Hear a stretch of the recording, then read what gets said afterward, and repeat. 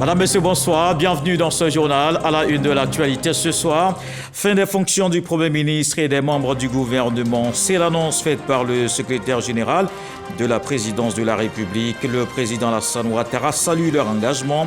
Au cours de ces dernières années, ils doivent assurer les affaires courantes en attendant la nomination d'un chef de gouvernement et la formation de la nouvelle équipe. Le Sahara se poursuit au parc des expositions à Port-Bouët ce vendredi. Le haut représentant du chef de l'État s'y est rendu. Gilbert Koné-Kafana a visité les différents stands d'exposition, notamment les unités de transformation des produits locaux, le parc animalier, une plateforme de promotion de la richesse agricole de la Côte d'Ivoire. La coopération militaire avec l'Espagne, le navire d'action maritime Tornado de la marine espagnole fait une escale au port d'Abidjan. Il y aura des exercices militaires avec la marine ivoirienne à travers des manœuvres combinées. Le BAM Tornado est l'une des unités les plus modernes de la marine espagnole. Demain démarre la Ligue 1 ivoirienne au stade de Champrou-de-Makori. Le championnat reprend avec l'ASEC Mimosa qui remet son titre en jeu. Des jeunes clubs font aussi leur première en Ligue 1. Le gouvernement est dissous. En attendant la formation de la nouvelle équipe, les ministres vont exécuter les affaires courantes. C'est ce qu'a annoncé le secrétaire général de la présidence dans un communiqué que nous vous proposons. Communiqué de la présidence de la République.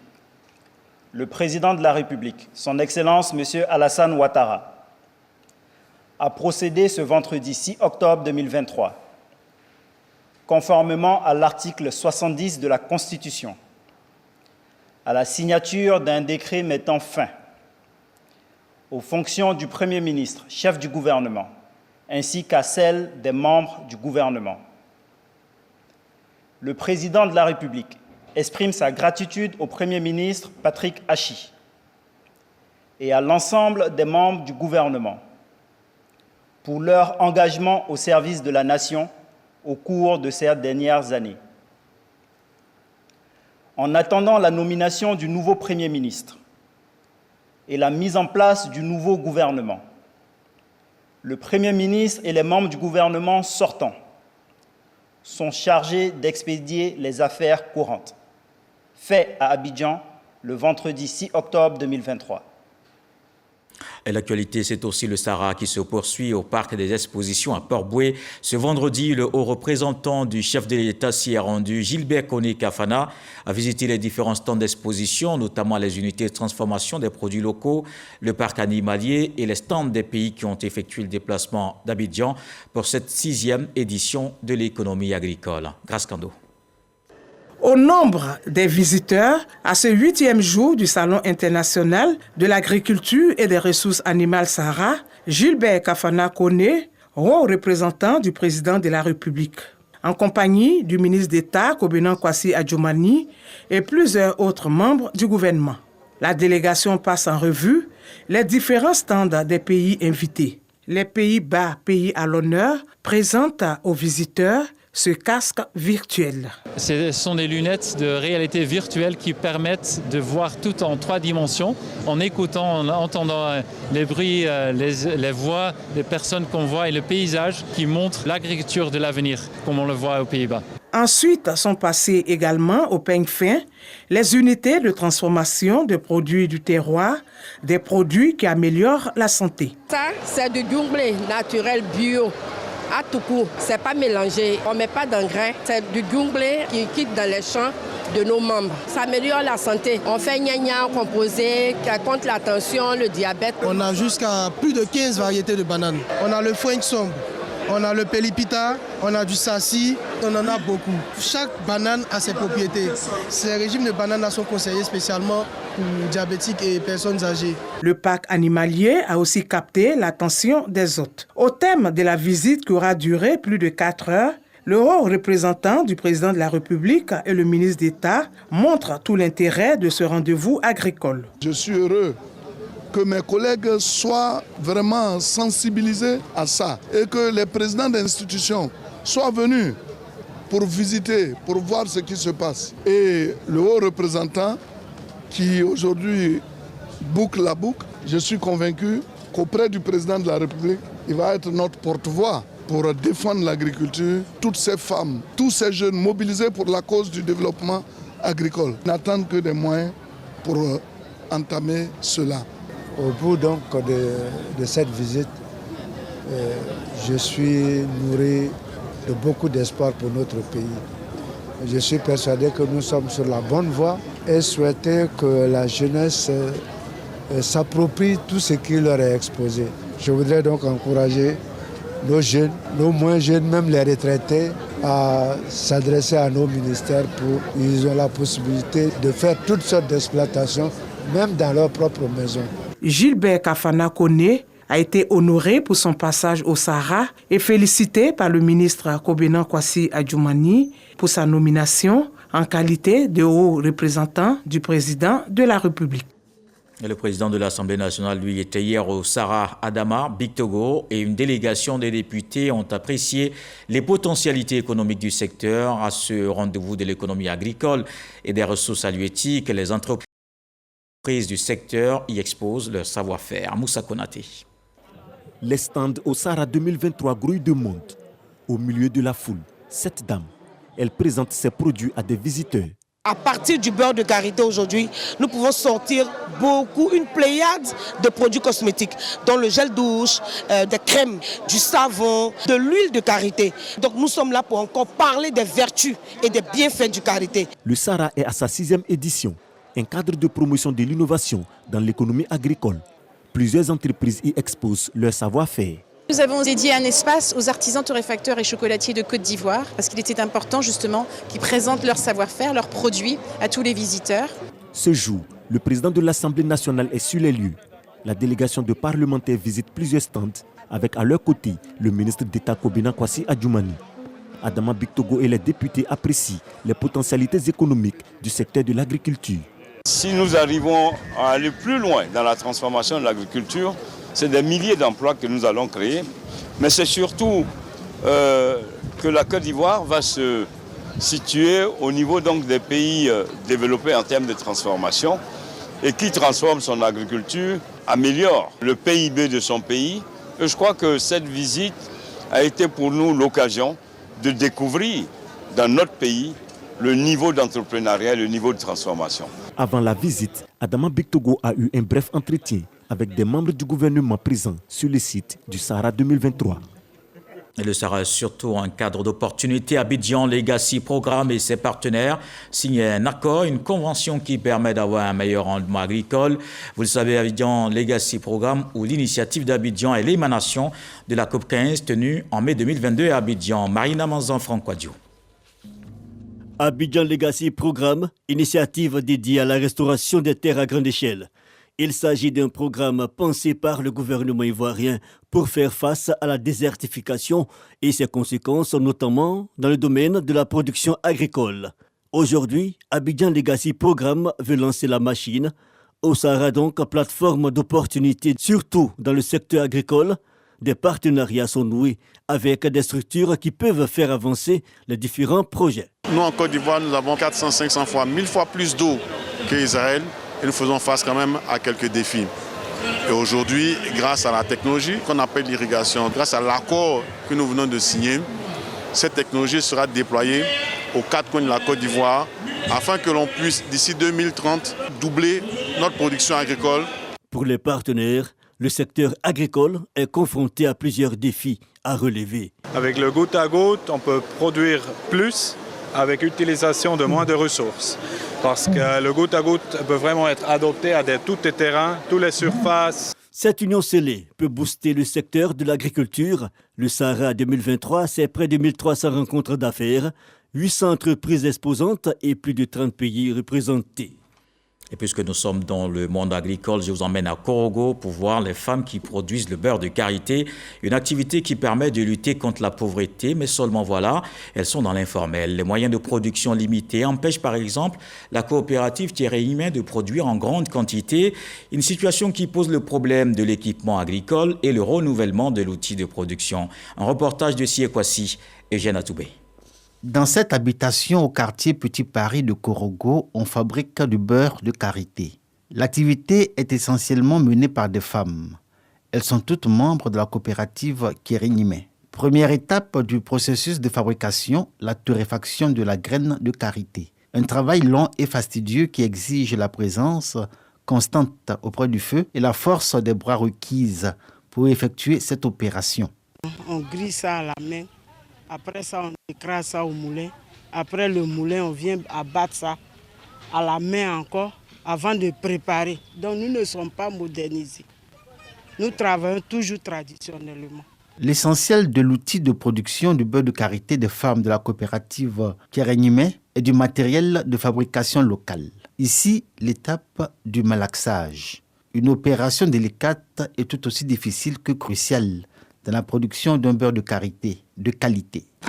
Et c'est toujours au bout d'un gros effort physique que les femmes y arrivent. De retour de son culte, la présidente de la coopérative rejoint les autres femmes. La pénibilité du travail de production du beurre de karité, elle en sait quelque chose. Aujourd'hui encore, c'est à l'ancienne que la noix de karité est transformée en beurre. On a besoin de malaxeurs pour faire le malaxage de beurre de karité. On a besoin de ça. On a besoin de torréfacteurs. La machine même qui écrase dedans, là, elle-même, elle est fatiguée. À chaque fois, un jour, 2 jours, la machine tombe en panne. Il faut toujours réparer. Donc, on a besoin de machines, des malaxeurs pour réduire un peu la fatigue. Autre difficulté rencontrée par les productrices de beurre de karité de la coopérative Kérénimé, la commercialisation. L'essentiel de la production est livré aux revendeuses du marché local. La fixation du prix du beurre de karité vendu au détail échappe complètement à ces productrices. Quand tu dis le prix du beurre, on dit ton beurre est cher. Aujourd'hui, on a 1300. Et 1300, là, il faut voir combien nous on gagne dedans. Donc vraiment, c'est pas bon pour nous. Si nous, on veut regarder le travail même là, on ne peut pas vendre même. Parce que ce qu'on gagne dedans, c'est plus que le travail. La production du beurre de karité est une activité traditionnelle essentiellement exercée par les femmes. Un moyen de lutte contre la pauvreté. Mais l'activité souffre encore de la faiblesse de son outil de production. Aujourd'hui, c'est un réel besoin d'équipement moderne qu'exige cette activité spécifique du nord de la Côte d'Ivoire. L'actualité en politique, Tia Salé, Dabakala, Kumbala, retour aux urnes. Le Conseil d'État annonce l'annulation des élections dans ces communes. La 5e audience de délibération tenue hier. Au total, 13 requêtes examinées à cette séance. En dehors des 3 annulations, tous les autres résultats sont donc confirmés. Moussa Konaté. Les élections seront reprises à Tia Salé, Dabakala et Kumbala. Le Conseil d'État annule le scrutin du 2 septembre dans ces 3 communes. À sa 5e audience de délibération, jeudi 5 octobre, 13 requêtes étaient soumises à examen. Tous les autres recours ont été rejetés par l'institution judiciaire. Les requêtes formulées par les candidats et qui ont été jugées mal fondées par le Conseil d'État concernent les communes de Kwasi-Kwasi-Krou, Bon, Makori, Dimbokrou, Séguélon, avec 2 requêtes, Borotou, Issia, Lakota et Madinani. Les résultats proclamés par la commission électorale indépendante pour ces localités sont donc confirmés. Les candidats déclarés élus dans ces communes peuvent maintenant être installés.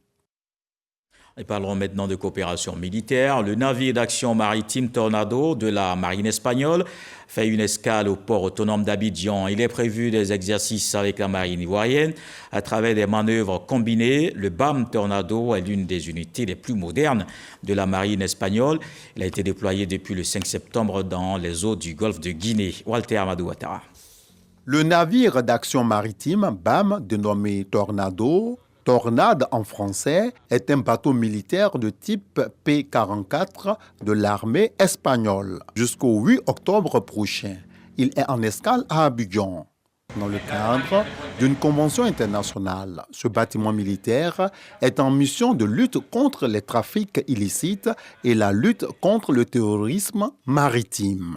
Nous sommes ici pour faire les activités des militaires avec la marine de la Côte d'Ivoire. Initiative européenne qui s'appelle la mission et l'activité maritime coordonnée. Il est déployé depuis le 5 septembre 2023 sur la côte occidentale de l'Afrique, principalement dans les eaux du golfe de Guinée. Pour l'ambassadeur d'Espagne en Côte d'Ivoire, c'est la traduction de la bonne coopération entre son pays et ses partenaires africains.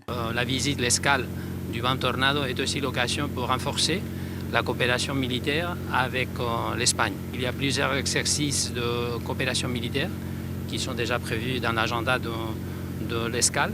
Et nous allons travailler avec les chefs d'état-major de la marine pour chercher aussi des initiatives qui nous permettront de renforcer cette collaboration et de favoriser les échanges, notamment côté formation.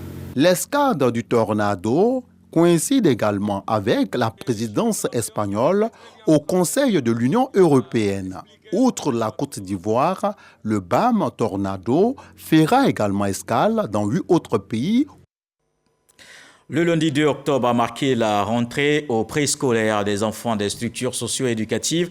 Pour cette année, ce sont plus de 19 000 enfants qui sont attendus dans ces différentes formations d'encadrement. La ministre Nassene Batouré a visité quelques centres. Le reportage de Ami Diarra-Souba, Fatou Fofana. Ils ont entre 2 et 5 ans. Occupés à jouer seuls ou entre amis, ces bouts de chou sont loin d'imaginer que leur quotidien va être bousculé pendant les 9 prochains mois. À l'occasion de cette rentrée scolaire 2023-2024, Nassene Batouré, ministre de la Femme, de la Famille et de l'Enfant, a visité 2 centres pour s'assurer du démarrage effectif des classes. La première halte est au Cocon du Bonheur. Ce centre spécialisé dans la crèche et la garderie accueille près de 20 enfants allant de 6 mois à 3 ans avec toutes les commodités requises. Ensuite, le cap est mis sur le multicentre de protection de la petite enfance. Il est situé dans la commune de Port-Bouët. Il accueille 283 enfants avec une cantine, un réfectoire, des toilettes et des salles d'eau.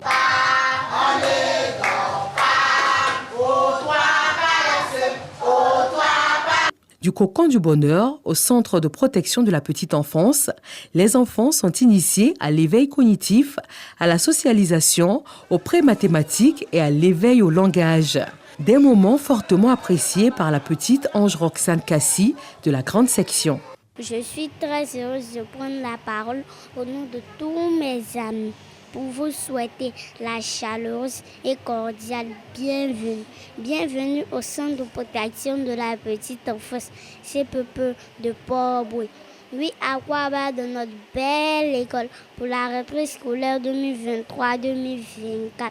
La Côte d'Ivoire compte près de 509 structures socio-éducatives, dont 112 centres de protection de la petite enfance et 159 centres d'action communautaire pour l'enfance, avec 2 crèches garderies publiques et 236 crèches garderies et centres de protection de la petite enfance privés. Le gouvernement ivoirien entend multiplier dans les prochaines années les crèches publiques. Nous prévoyons 5 en tout cas pour les années triennales de 2024, 25 et 26. Dans le Grand Abidjan, Yamsokro-Boaké, dans les environnements des grands services administratifs comme les tours au plateau, et aussi réduire les difficultés du transport et le temps du transport peut être un temps attribué à la famille.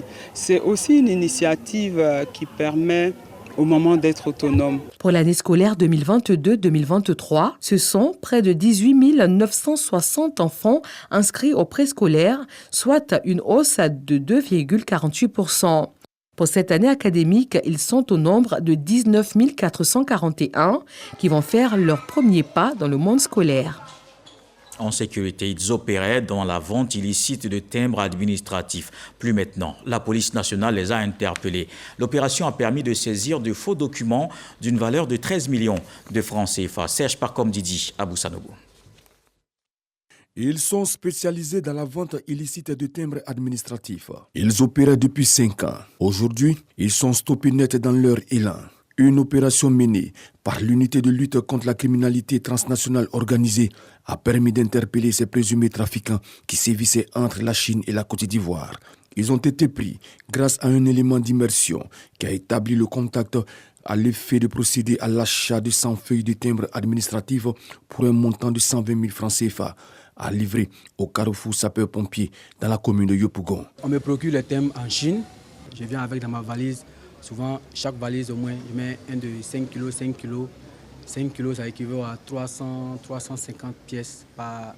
Avec 5 kg, 350 pièces par valise. Voilà. Puis je sors. Quand je sors, je remets à mon ami. Quand lui l'amène, la marchandise, il voit son frère me donne ce que moi, il peut recevoir. Et puis moi, comme il gérait cabine au sein du palais de justice, plateau, il partait monter aux dames là, ah, est-ce que ça là, vous pourriez en prendre?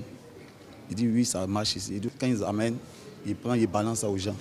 Cette opération a donc permis à l'unité de lutte contre la criminalité transnationale organisée de saisir 8 376 timbres fiscaux et municipaux d'une valeur de 13 359 000 francs CFA. En effet, ce sont plusieurs centaines de millions de francs CFA en timbres administratifs qui sont écoulés sur toute l'étendue du territoire national en complicité avec certains agents administratifs. Les enquêtes sont en cours pour démanteler ce réseau de trafiquants. Le 6 octobre marque la journée de la paralysie cérébrale, une journée célébrée ici en Côte d'Ivoire également, une initiative de l'ONG Cœur de Maman Amour d'enfants. L'objectif est d'exhorter à ne pas rejeter ces enfants de la société. Les élus s'installent à Grand Laou après la victoire du 2 septembre. Ali Sissoko, élu maire, les conseillers municipaux l'ont choisi après le vote supervisé par le préfet du département. Le nouveau maire entend valoriser les potentialités de la ville. Lanciné Bakayoko. Ali Sissoko, tête de la liste victorieuse RHDP au municipal de Grand Laou, a à l'unanimité été élu maire par les autres conseillers. Le nouveau dirigeant de l'exécutif communal de Grand Laou entend créer les conditions du développement de Grand Laou via des projets porteurs. Les projets d'urgence, c'est vraiment tout ce qui est réhabilitation de nos infrastructures scolaires, les infrastructures sanitaires, mais les éléments structurants, c'est notre stade. Le stade Henri Konan Bédié. La dernière chose, c'est vraiment l'activité touristique. De manière urgente, nous allons voir avec le parc national d'Azani, qui est un poumon touristique au niveau de la faune et de la flore, pour que cette offre touristique-là soit une offre réelle. La réalisation de tous ces projets qui devraient changer le visage de Grand Laou nécessite le rassemblement de l'ensemble des forces vives de la région, notamment les couches sociaux professionnelles. On va les encourager, les former, les encadrer, leur donner des soutiens, ça peut être financier, organisationnel, pour qu'eux-mêmes ils s'occupent, ils s'auto-emploient. Les 4 adjoints au maire ont également été élus, le tout sous la supervision du préfet Brahima Chérif. Ali Sissoko, candidat du RHDP, est sorti vainqueur des élections avec 3130 voix sur les 6488 votants, soit 49,52% des suffrages exprimés. Dans la région de la Nawa, le président du conseil prend fonction. Alain Richard Donwaï a passé la main à son successeur. René Netro entend réussir sa mission de développement local. Didier Nguessan. Passation des charges entre le président du conseil régional de la Nawa, nouvellement élu, René Netro, et le président du conseil sortant, Alain Richard Donwaï. Ce dernier invite la nouvelle équipe à consolider la cohésion sociale. Notre ambition était de faire cette région, la deuxième région en Côte d'Ivoire. Alors cette ambition-là, je l'ai passée également à la nouvelle équipe pour qu'elle puisse faire en sorte que ce vœu-là, cet objectif soit atteint le plus rapidement possible au bonheur des populations. Le nouveau conseil régional se dispose à poursuivre le développement à travers de nouveaux chantiers. Notre priorité, c'est de faire en sorte que les voies qui vont vers les localités de production de cacao soient régulièrement reprofilées dans la mesure du possible. Notre priorité, c'est la santé, c'est l'école, c'est l'eau potable, c'est l'électricité. Mais nous allons le faire.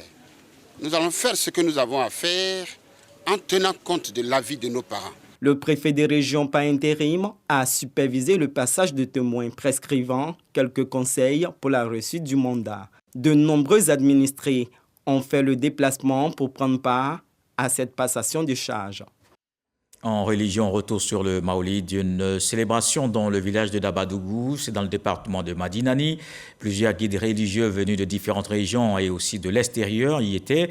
Un voyage spirituel pour prier avec le cheikh Daba pour la paix et le développement de la Côte d'Ivoire. Mamadou Kwasi. Plus de 10 000 personnes réunies autour d'un lac Ousmane Doumbia, appelé communément lac Daba, à Dabadougou, dans le département de Madinani, dans la région du Kabadougou, pour implorer Allah. Implorer Dieu pour la paix et le développement en cette période de célébration du Maolid. Les cadres du Denguélé formulent également des vœux d'assistance à la jeunesse ivoirienne. Il faut que les jeunes arrêtent de prendre la drogue. C'est eux qui sont l'espoir de demain. C'est eux qui seront les cadres de demain. Nombreux sont ces fidèles musulmans venus avec des intentions personnelles. Nous sommes venus précisément pour les bénédictions, pour avoir la science du Saint-Coran et la science de la vie. Les années passées, on a vu des choses qui ont été changées dans notre vie. Nous sommes venus pour prier pour les défunts, la famille, la paix dans la famille surtout. Soutenu par plusieurs guides religieux et chers venus des différentes régions de Côte d'Ivoire et des pays de la sous-région, Lagui Daba a fait des bénédictions pour la stabilité du climat social et surtout pour le développement de la Côte d'Ivoire. Et les pèlerins ivoiriens sur les traces de Jésus à Nazareth et Bethléem, avec la visite des sites religieux. Une centaine de fidèles sont depuis quelques jours en Israël. Ces chrétiens visitent et prient dans les lieux saints, la mer de Galilée, le mont des Béatitudes, le Jourdain ou encore Jéricho. Ils ont touché du doigt la réalité des Saintes Écritures en une journée pleine de découvertes. Envoyé spécial l'ancien Ouattara, Diamasso. Les pèlerins ivoiriens ont ceci de particulier, celui de transmettre aux autres peuples leur ferveur, leur enthousiasme et surtout leur dévotion dans tous les lieux où ils posent des pas. C'est ce qu'il a été donné de constater au bord de la mer de Galilée ou lac de Tibériade en Israël. Des chants à la gloire du Seigneur, puis l'hymne national pour marquer la présence de la terre d'Éburnie en terre sainte. Sur les eaux paisibles du lac de Tibériade, l'on a rappelé les faits bibliques qui invitent à suivre plus que jamais le Christ. Jésus a marché sur l'eau. Nous sommes venus, nous avons rappelé ces faits. Nous avons profité pour dire merci au Seigneur qui nous a gratifiés de ces moments exceptionnels. Pour nous, c'est éducatif, pour nous, c'est historique, mais pour nous aussi, ça renforce notre foi. Autre endroit, mont des Béatitudes, c'est là que le Christ a prononcé le sermon sur les béatitudes selon l'évangile de Matthieu. Moment aussi de prière et de partage de la parole de Dieu pour la paix en Côte d'Ivoire. Nous voyons la Bible en images. Et je crois que Dieu fera la grâce à tout chrétien de venir voir ce qui est écrit dans la Bible de leurs propres yeux pour que leur foi ne défaille en rien. La Bible est vraiment la parole de Dieu. Jésus a vraiment existé. Heureux ceux qui ont le cœur pur car ils verront Dieu. Et le verset 9 de ce Matthieu chapitre 5 disait ceci que on reconnaîtra les véritables enfants de Dieu par leur capacité à répandre la paix. Et justement, Christ a fait de nous des ambassadeurs de paix. Les pèlerins se sont aussi donné rendez-vous à Capharnaüm, ville en Galilée autrefois prospère où Jésus a opéré des miracles et enseigné la parole dans la synagogue justant la maison de Pierre. Après ces visites, c'est à Bethléem, ville natale du Christ, au bord du Jourdain, que se sont retrouvés les pèlerins. Moment une fois de plus mis à profit pour se rappeler le baptême du Messie, fondant ici sa mission terrestre, celle de sauver les hommes du péché. En sport football, ici en Côte d'Ivoire, demain samedi démarre la Ligue 1 ivoirienne au stade Champrou de Makori. Le championnat national reprend avec la SEC Mimosa qui remet son titre en jeu. Des jeunes clubs font aussi leur première en Ligue 1. Salif Ouattara nous parle des enjeux de cette saison 2023-2024. Sous la formule de 16 clubs, depuis la saison dernière, le championnat national Ligue 1, saison 2023-2024, démarre ce samedi 7 octobre 2023. 4 stades ont été retenus pour les matchs de la Ligue 1. Le stade Robert Champrou de Marcory, le parc des sports de Treichville, le stade Victor Biakaboda de Gagnoa et le stade municipal de Yamoussoukro. Pour cette saison, la SEC Mimosa met en jeu son trophée des champions de la Ligue 1 face à des clubs qui se sont également investis dans le mercato en recrutant des joueurs expérimentés, comme le stade d'Abidjan avec le portier Boho Sylvain ou encore le FC San Pedro qui s'est employé dans le recrutement des jeunes pépites. Sans oublier l'arrivée dans l'élite de 2 jeunes clubs ambitieux que sont Mouna FC et Zoma FC. Favorite, la SEC joue cette saison sur 2 tableaux, la Ligue 1 et la Ligue des champions CAF. Avec ce retour dans l'élite du football africain, la SEC a recruté pour jouer l'Afrique. Mais les actionnaires voudront encore conserver le titre de champion de Côte d'Ivoire, sauf s'ils sont heurtés dans leur ambition par la SOA du technicien libanais Radouane Jalal ou encore la FAD Plateau de l'entraîneur ivoirien Ndriko Firomari. Une saison à suivre sur les antennes de la RTI. Nous allons voir en bref l'actualité internationale. Souleymane Doni Songou et Herman Guivé nous emmènent au Mali, en RDC et en Iran.